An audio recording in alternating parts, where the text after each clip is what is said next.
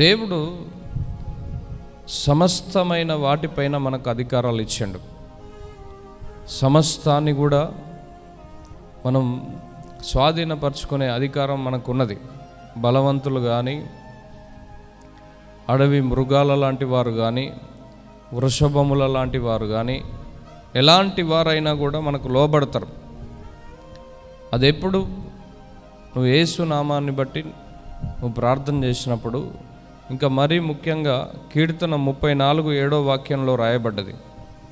ఏమనంటే, యెహోవా యందు భయభక్తులు గల వారి చుట్టూ ఆయన దూత కావలి ఉండి వారిని రక్షించును. అది ఫస్ట్ నువ్వు దేవుని యందు భయభక్తులు కలిగి ఉండాలి.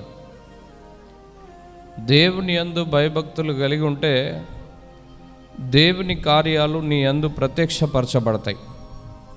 నీకు తెలవకుండానే ఒక్కొక్క కార్యం దేవుడు చేస్తాడు. అంతేకాదట, దేవుని దూతలు కూడా నీ వెంబడి ఉంటాయి. దేవుని దూత నీతో ఉన్నప్పుడు ఏ శత్రువైనా భయపడతాడు.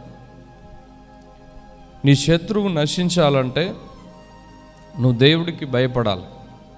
నువ్వు దేవుడికి భయపడి నడిచినప్పుడు అది గుర్రపోతమైన, వృషభమైన, కోడైనా, ఏదేమీల యొక్క శక్తి అయినా సరే, మన పాలోళ్ళే మనకు శత్రువులాగా మారుతారు.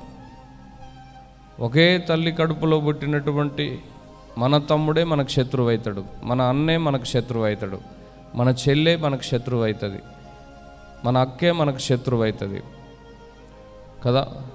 మరి మన శత్రువులని ఎవరు సరి చేస్తారు అంటే దేవుడు సరి చేస్తాడు. దేవుడు ఎప్పుడు సరి చేస్తాడు? నువ్వు దేవుని యందు భయభక్తులు కలిగి ఉంటే దేవుడు సరి చేస్తాడు. యెహోవా యందు భయభక్తులు గల వారి చుట్టూ ఆయన దూత కావలి ఉండి వారిని రక్షించును.